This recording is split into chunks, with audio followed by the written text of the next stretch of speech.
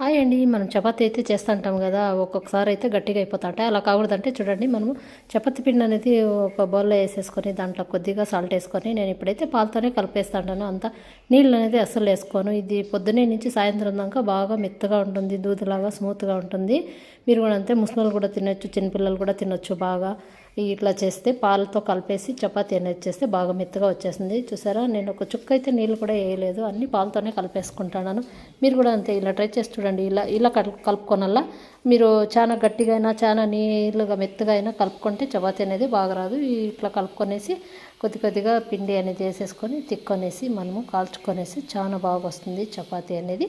మీరు కూడా అంతే ట్రై చేసి చూడండి. చెప్పిన లైక్ చేయండి, షేర్ చేయండి, సబ్స్క్రైబ్ చేయండి. చూసారు కదా, మెత్తగా వచ్చేస్తుంది చపాతీ అనేది. ముసలోళ్ళు కూడా తినొచ్చు, చాలా బాగుంటాయి చపాతీలు. పాలతో కలిపిన చపాతీ పిండి తయారైతే అయిపోయింది.